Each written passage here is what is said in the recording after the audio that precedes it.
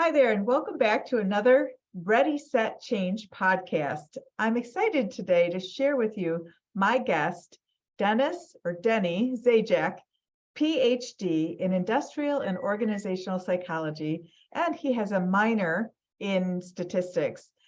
He has had a really interesting career. He's worked for large companies such as Accenture, CSC, Capgemini, and he's also been an external consultant for a number of years for many different projects.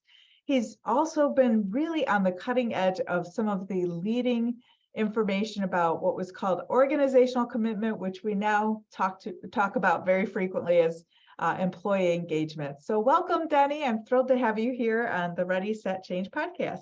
And thanks, April, very much. It's a pleasure to be here. I was very much looking forward to this and have enjoyed our previous conversations. And yeah, I'm just really happy to be here. And let's have a good discussion today. I'm thrilled to have you because I feel like industrial and organizational psychology is like the foundation of the change management, what we call today change management area. And I know that you've spent a lot of time, you've spent your career in this field. And so I would love to hear about what first drew you to pursuing a PhD in IO. Well, I need a clinician to, right? So anybody wanting to get a PhD probably needs some kind of advice and counseling for it. But it really started as an undergraduate. I was very fortunate to go to a great college, Franklin and Marshall College. It's a small liberal arts college, has a fantastic, it's great overall, but has a great psychology major.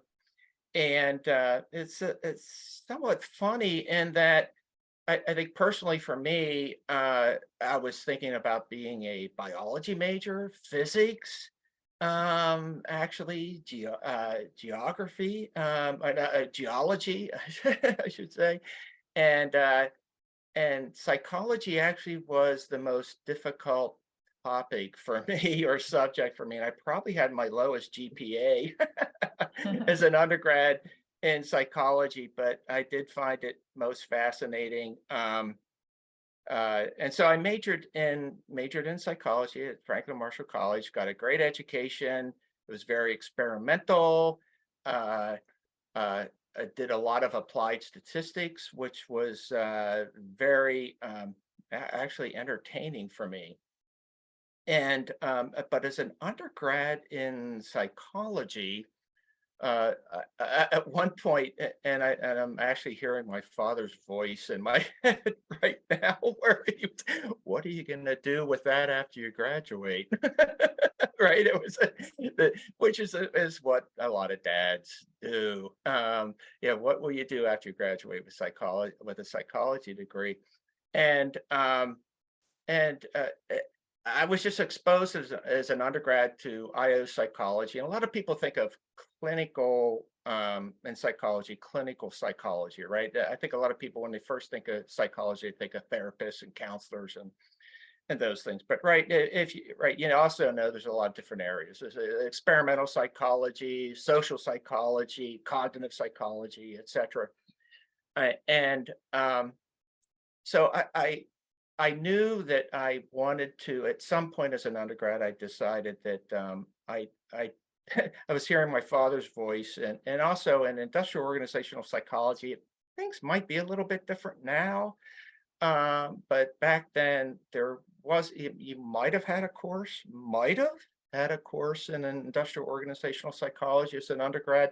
F&M, Franklin Marshall College, was a liberal arts college at that point. Though I don't even know if there were a whole lot of IO undergraduate classes, and the way that what I understood was people thought that was a graduate school type of education that you needed. You needed the basics and understanding in psychology, and then you would get into the specialty of IO psychology in graduate school. But as I learned a little bit more about that, I knew if I went into clinical, it would have been child clinical psychology, thinking that that would be a little bit easier in terms of, or more rewarding, because I just thought at that point, even though I was only, in my teens and 20s in college, I realized how much of a mess I was, and and some other folks, and so I thought it'd be a lot easier to try to catch children before they got to that point. And yeah, I thought it'd be easier, but and I don't know if you're aware, to go into actually graduate school in clinical psychology. If you don't have a 4.0 GPA, it's very, very challenging. But I wanted to do something applied, and so as I learned about industrial organizational psychology, it's about the application of what we know about psychology in an organizational group context. It's working with folks to increase work satisfaction, and even like productivity, and performance for the organization overall. It's the application of what we know about psychology and human behavior in an organizational context. And as I continue to understand and learn more about it, it's all about application. And it involves a lot of different areas. It involves the social psychology, involves cognitive psychology, um, experimental, quasi-experimental approaches and those things. So I thought, hey, that has a lot of variety, which I thought would be very appealing. And so that's what that's why I gravitated to that area, and then ended up being fortunate again to go to Penn State's program in IO psychology, which is an excellent program as well. And so that's how I ended up in IO psychology. A lot of variety, a lot of different problems you're trying to solve. So you draw on what we know about psychology, and if we don't have the answers, then you've got training and understanding how to take some kind of experimental or quasi-experimental approach to addressing the problem and answering it, really kind of evidence science based. Well, and listening to your description, it really makes it clear to me why industrial and organizational psychology, Hmm.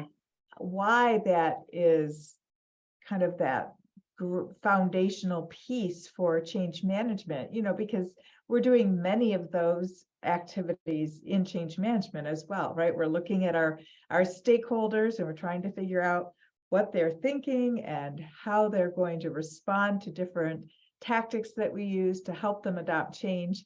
Can you tell me a little bit about some of your experiences that projects perhaps that you've worked on when you were either an external consultant or internally with a company? Sure. And I spent a good amount of time at Accenture, CSC, etc. And a lot of those projects were technology based, right, for technology adoption. Not all of them, but a good percentage of them were technology based. And actually, with particularly with CSC, I think in general, we took a very business process based approach for managing change. And actually, there was a group that within CSC, called CSC Index, which was Hammer and Champy from Reengineering the Corporation. So if folks are familiar with Reengineering the Corporation, and it was back when the term, and Hammer and Champy actually coined the term reengineering. And it was very popular for a number of years. Situations changed, and there were some, it's not quite as popular, but every now and then you hear people talk about reengineering, radically improving your business processes. But I thought it was generally a very good basis for driving things, because actually for change management, uh, I think is a great foundation for understanding when you look at change management, the current state versus the future state, and the what's changing in the first place. Business processes are a great way to do that. Well, how do we get work done now at a higher level across the organization, and even down to a process level for what people generally do on a job, right? How do we do that now? What's the difference between that and how we want to do it in the future? Right, and that's the gap. So it helps define what behaviors need to change, what technology needs to support that, et cetera. So I think that was a great foundation, for driving a lot of the clarification of things. It helps it tells you what you need to communicate. Mhm. This is what's changing, right? This is what's not changing. And then here are the different behaviors that are required, what training's needed for it, what sponsorship is needed for driving those changes based on how significant the changes are, right, for things. That I thought that was a great approach for doing things. Yeah. Hmm, I like that. And so you had mentioned to me that you were involved and you co-authored a paper that has been cited and used for many years now around organizational commitment. Can you tell me a little bit about, I've heard this term organizational commitment. I don't know that I've read that paper, but I'd be really interested in hearing more about it from you and where I can find it actually. It's actually um, it's in Psychological Bulletin, and actually, I'm trying to think what year it was published there. It was actually probably in the 90s. But if folks are looking at research now, a lot of times people are looking at um, meta-analysis. If you've heard the term meta-analysis, so this was a meta-analysis on organizational commitment. So this is when I was at Penn State. I was working with John Matthew, who is now in the business school at University of Connecticut, and um, this approach of meta-analysis was relatively new at the time. And so he talked to me and said, hey, you're interested in doing some research on looking at organizational commitment and applying this technique called meta-analysis to better understand things. And so nowadays, what you actually hear a lot of emphasis on meta-analysis. People might not say it, but it's when you look at a number of different studies across time on a specific topic, and you basically, I'm oversimplifying things, but you average them together, and you remove statistical artifacts or differences between the different studies in terms of the populations, how the topic was being measured, or whatever it might be. So you could come up with a more accurate assessment of what the relationship was between different variables, or things like satisfaction and work commitment, uh, satisfaction with your manager, organizational commitment, whatever it might be. And so it's just interesting now. A lot of times, a lot of people just want to hear what's the meta-analysis. And so we Mhm. were at the front end of that on the topic of organizational commitment. And did an assessment of that, and it was a publication in Psychological Bulletin. And because we were early on it, we were looking at effective commitment, which is like more of the non-financial kinds of ways how employees are committed, and then you have a more of a financial commitment to the company. So you've got 401k investment, whatever, the company savings plan, number of years there, et cetera, those kinds of things. And so we were distinguishing between a couple different ways of measuring commitment, and Yeah, it ended up being a foundational article for a lot of folks and cited a lot of times moving forward.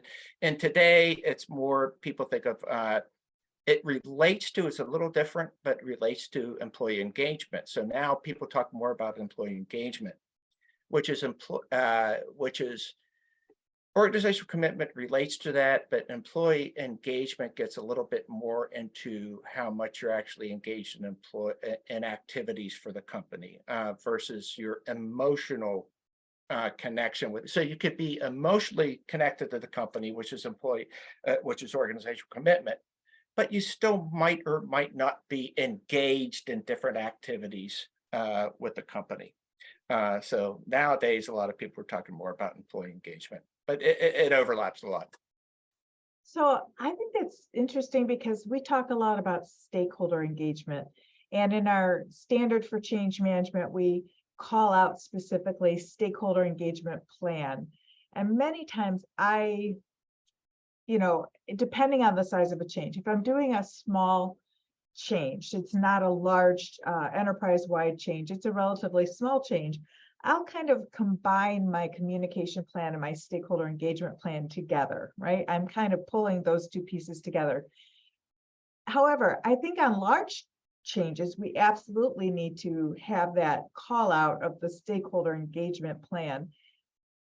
And it makes me think about, did you discover or develop any tactics when you were writing this paper or in your career afterward that really helped not only with stakeholder engagement, but with sponsor engagement? Because I find that sponsor engagement is really one of the areas where is difficult as a change management practitioner to ensure you have good sponsor engagement. So I was just curious if whether or not you had investigated that in any way.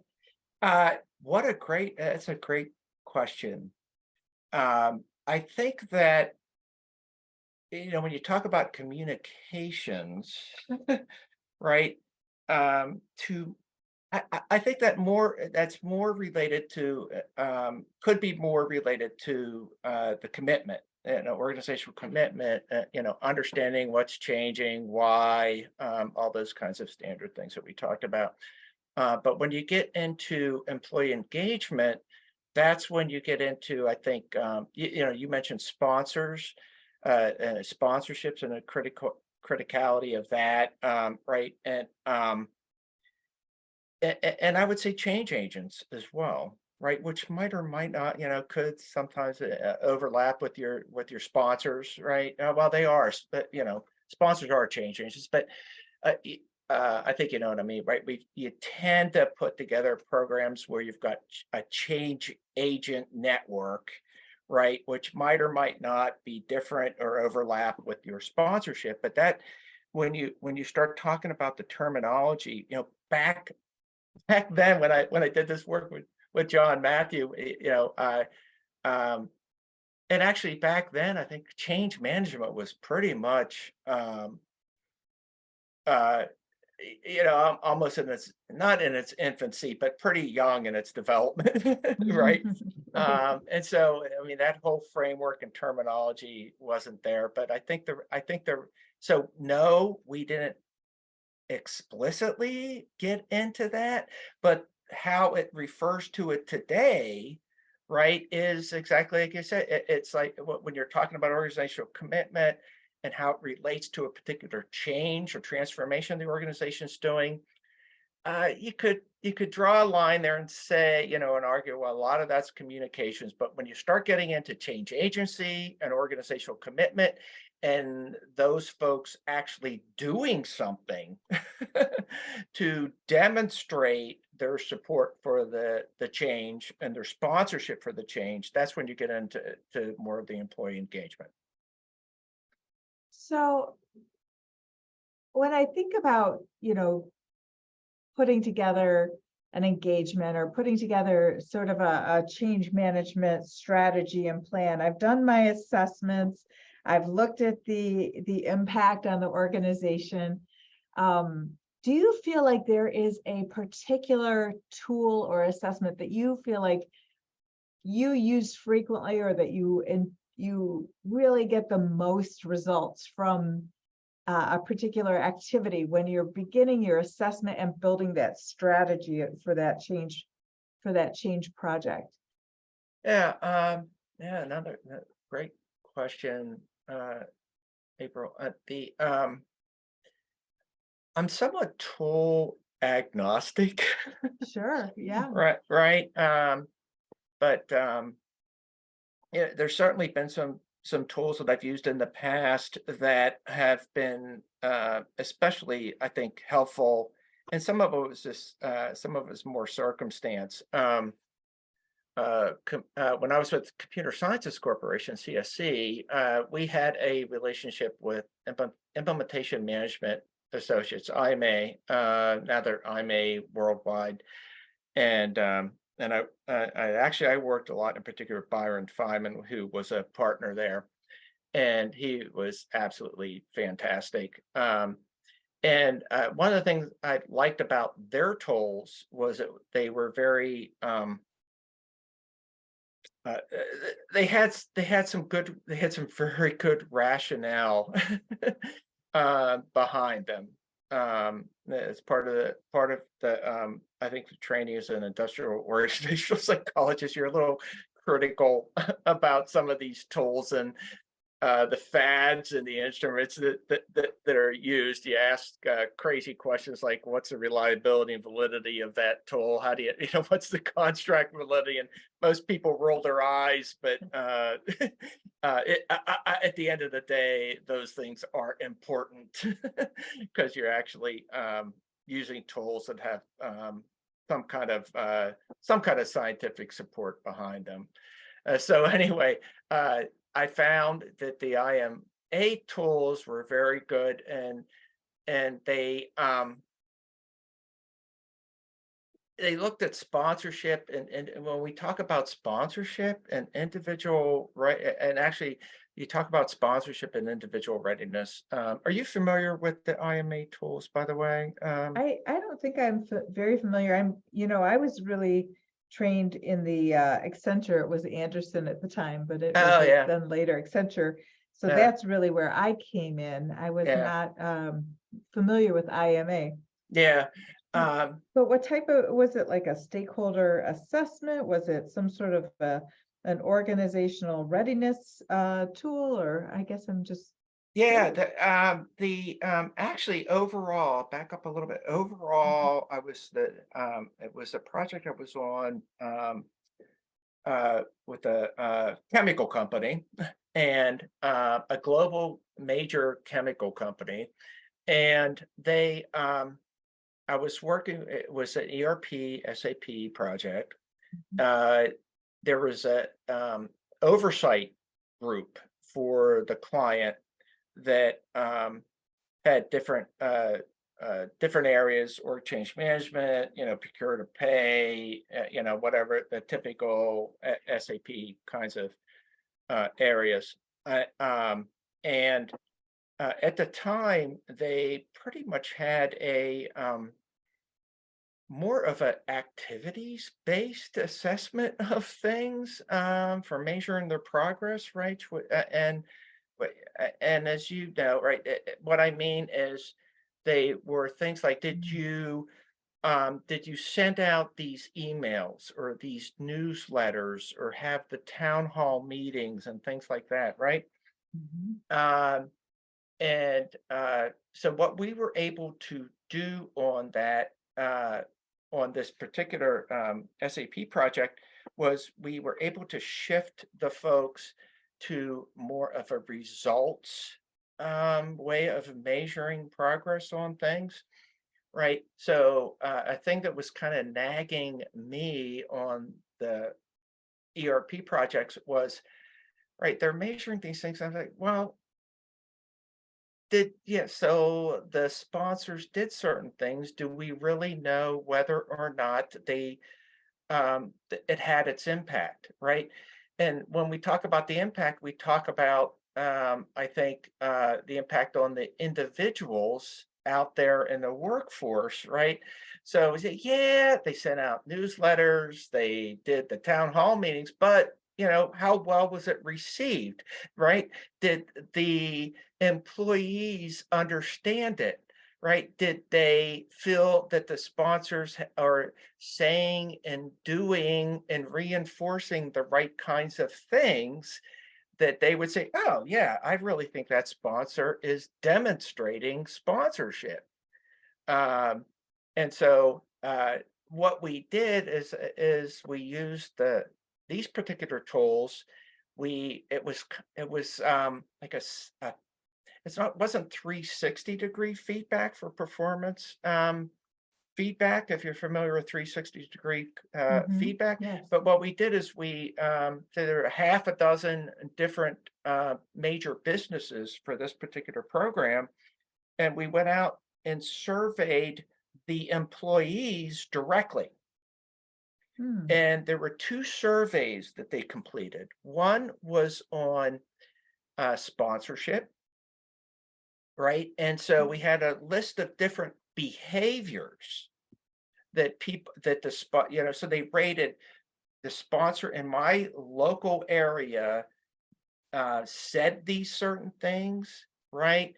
Demonstrate, actually did certain things, and they reinforced certain things. So it was all the questions were written in terms of behaviors Oh, that nice. the employees could then rate whether or not their local sponsors actually did those things. All right. Another assessment was on their quote unquote individual readiness, right? Like, I understand the change. I understand the rationale for the change. I understand why we're doing it now. I understand what I need to do differently. I understand where I can go for help, those kinds of things, right? So one assessment was on sponsorship, the other assessment is individual readiness. So we had employees in the different groups do these things, and then we were able to. The great thing is, this was the first time I was able to link back together the sponsorship and individual readiness from a particular target of change, and then provide that feedback. So I have a background in statistics. We were able to look at the different relationships between these things and got unbelievable results where we could go back and hopefully not to lose some people, but if you remember some of this from statistics, but we could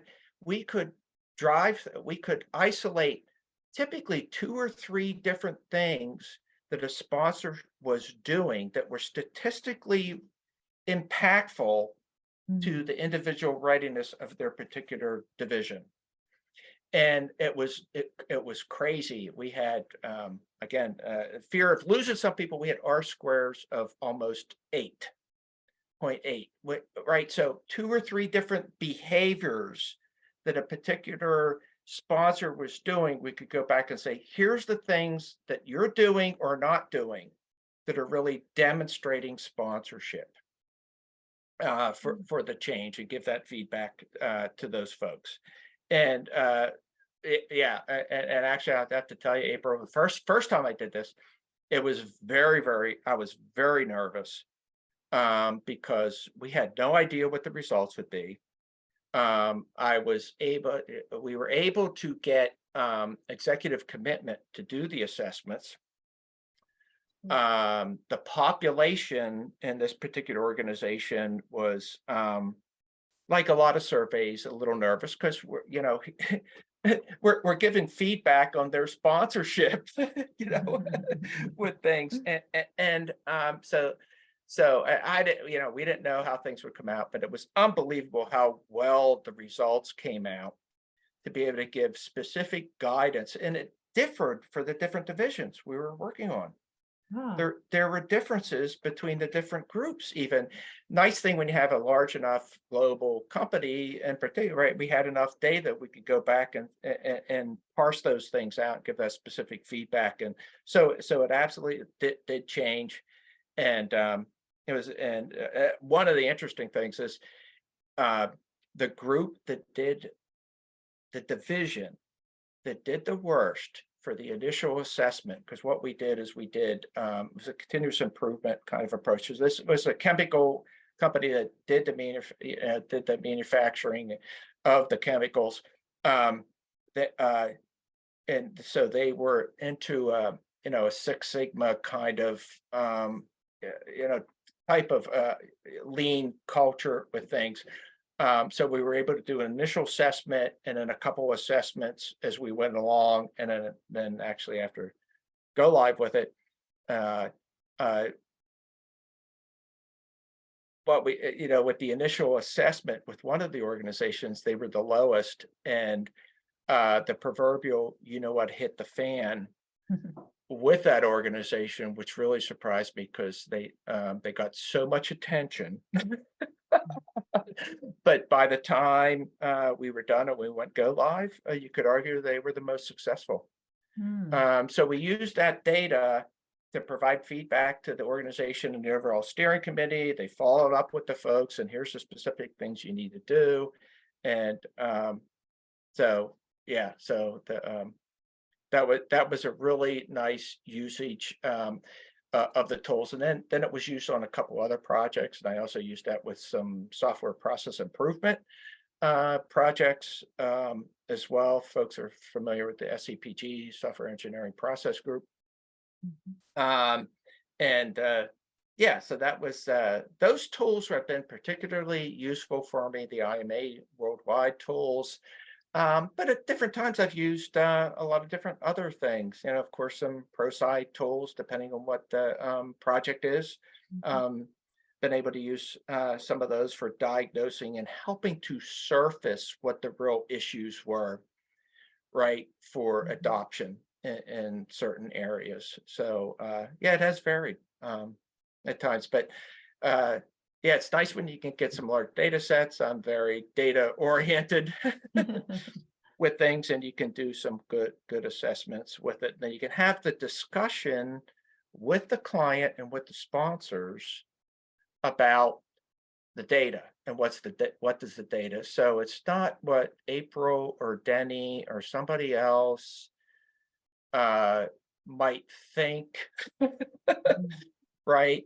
Which could be valuable as well. But then, when you're able to gather the data and use that to provide feedback, um, to decide what you're devoting your resources to, where do you need additional follow up, those kinds of things. It's a lot easier to have the discussion about that than what, again, like what a April or Denny might have thought of walking around in the hallway talking with some employees.